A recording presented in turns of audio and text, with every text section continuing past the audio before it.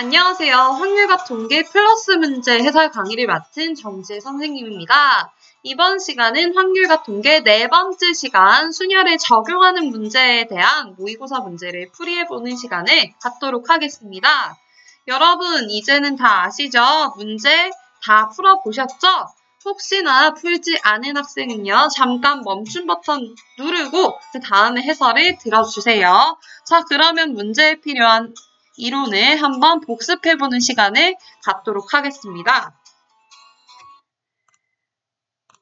자, 첫 번째로 이웃할 때 순열의 수를 구하는 걸 한번 해봤었어요. 이웃할 때 순열은 어떻게 하는 것이었나? 자, 이웃하는 것을 한 묶음으로 생각을 해서 배열하는 방법의 수를 여러분이 구해봐야 되는 거죠. 이웃하는 것이 서로 손을 잡고 있다. 그래서 한 사람으로 생각을 해서 또는 한 물건이라고 생각을 해서 일단은 배열을 해요. 자, 그럼 그 다음에 무엇을 하느냐? 한 묶음 안에서 이웃하는 것이 서로 자리를 바꾸는 방법의 수를 구해야겠죠. 자, 이렇게 A, B로 배열을 하는 것과 B, A로 배열을 하는 것은 분명히 차이가 있으니까요. 자, 그럼 그 다음에는 무엇을 하느냐?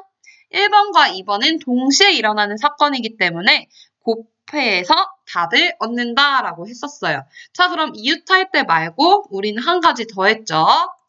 이웃하지 않을 때 순열의 수를 구하는 방법. 이때는 먼저 이웃해도 좋은 것을 먼저 배열을 하는 거였어요.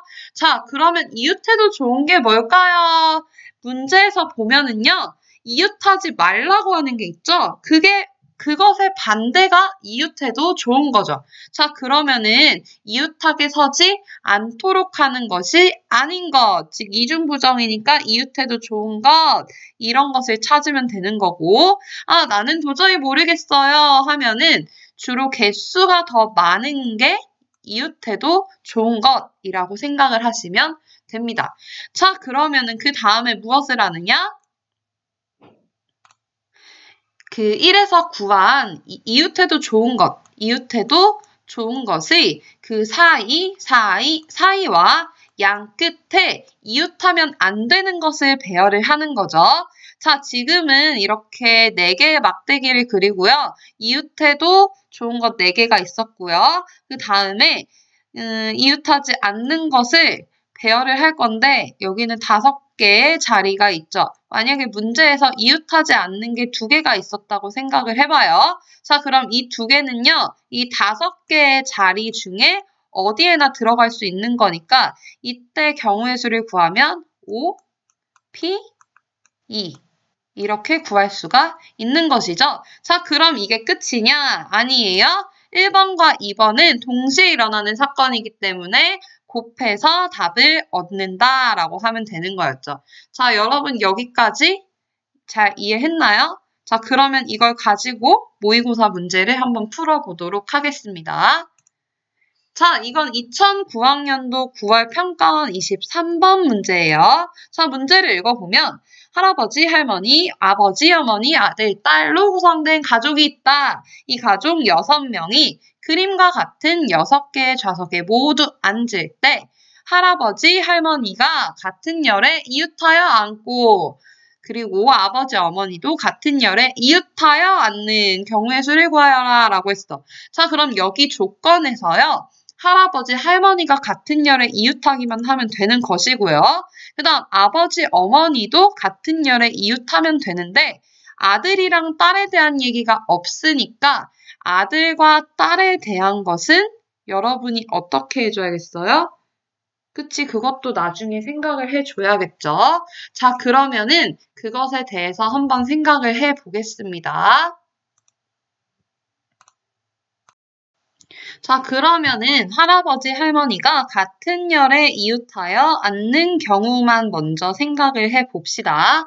자, 여기는요, 지금 의자가 1열과 2열 이렇게 2개로 배열이 되어 있어요. 2개의 열로. 자, 그러면은 할아버지, 할머니는요, 일단 1열에 앉으실지 2열에 앉으실지부터 결정을 해야겠죠? 자, 그 다음에요. 여기에서 할아버지, 할머니의 자리를 결정하는 경우인데 이웃하여 않는다고 했으니까 두 분을 묶어서 생각해야겠죠. 그러면은 묶어서 한 명, 그 다음에 여기 누군지는 모르겠지만 2명 해서 2명을 배열하는 경우가 있을 거예요. 자, 그 다음에는 할아버지, 할머니 아니면 할머니, 할아버지 이렇게 앉는 경우가 있겠죠. 그래서 크게 이렇게 생각을 할 수 있다라는 것입니다. 자, 그러면 요거를 크게 가지고 한번 본격적으로 문제를 풀어보도록 할게요. 자, 여기서 우리가 먼저 할아버지, 할머니부터 이렇게 자리에 앉는다고 생각을 해봅시다. 그럼 제일 처음에 무엇을 해야 되냐? 이 두 분이 어느 열에 앉을지를 선택을 해야 돼요. 자, 그러면 할아버지와 할머니께서 앉으실 열을 선택하는 경우는 1열, 2열으로 두 가지 경우가 있죠. 자, 그 다음에는 할아버지와 할머니가 어디에 어떻게 앉으실지를 생각을 해봅시다. 자, 먼저 예를 들면 1열에 앉으신다고 생각을 해봅시다. 그러면 할아버지, 할머니, 그 다음에 뭐 여기에 누가 앉을지는 모르겠지만 이렇게 세 분이 계시는데 여기서 두 분이 이웃하게 앉아야 된다고 했으니까 어떻게? 그렇지, 한 명으로 묶어서 생각을 해야 돼요. 그러면 여기 한 명, 두 명을 배열하는 경우의 수는 2팩토리얼이라고 했죠. 자, 그 다음 이게 끝이냐? 아니죠. 할아버지, 할머니가 앉으실지 아니면 할머니, 할아버지가 앉으실지 이것도 우리가 생각을 해줘야 됩니다. 자, 그러면 두 가지가 된다라고 할 수 있죠. 자, 그러면 이렇게 한 다음에 이제 우리는 누구를 앉힐 거냐면 이렇게 4명이 있는데 아들, 딸 앉는 것보다는 이렇게 세트로 묶여진 아버지, 어머니를 먼저 앉히는 게 예의상도 맞죠? 자, 그러면 이번에는 아버지와 어머니를 이렇게 자리에 앉혀보도록 할게요. 자, 그러면은 마찬가지로 아버지와 어머니가 앉으실 열을 선택을 우리가 해줘야 돼요. 근데 이미 우리는 할아버지와 할머니가 어딘가에 앉아 계세요. 그러면은 아버지와 어머니가 이웃하게 앉으려면 요 남은 한 자리에는 앉을 수 없다는 얘기죠. 그러니까 자동으로 남는 열에 들어가게 되시니까 이거는 이미 선택이 돼서 한 가지밖에 없는 거예요. 자, 그럼 그 다음에 아버지와 어머니의 자리를 결정하는 경우인데 이번에도 마찬가지로 이 한 열에 3명이 앉을 수 있는데 이렇게 두 분이 이웃하셔야 되니까 한 명으로 묶어서 1명, 2명 해서 2팩토리얼이다 라고 할 수가 있는 거죠. 자, 그 다음에 아버지, 어머니 앉으실지 어머니, 아버지 앉으실지 경우의 수를 구하면 두 가지. 자, 그럼 이제 끝일까요? 우리 아직 아들과 딸 자리에 안 앉혔죠. 자, 그러면 아들과 딸은 어떻게 앉을 것이냐? 여기서 아들이 여기에 앉고 딸이 여기에 앉을 수도 있고 아들이 여기에 앉고 딸이 여기에 앉을 수도 있으니까 이거는 총 두 가지가 되죠. 자, 그러면 지금 1번부터 7번까지 우리가 모든 경우를 다 구해봤는데 이거는요. 모두 동시에 다 앉아야 된다는 거예요. 동시에 무슨 법칙? 그렇지, 곱의 법칙. 그래서 1번부터 7번까지의 모든 경우의 수를 곱하면 답은 64가 된다는 것입니다.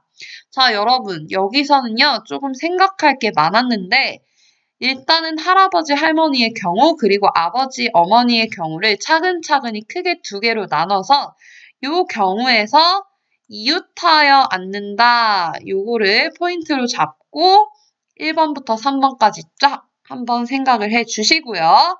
그 다음에 아버지, 어머니의 경우도 쫙 생각을 해 주시고요. 마지막으로 요 아들, 딸 요거까지 잘 생각을 해 주시면은요, 틀리는 일은 없을 겁니다.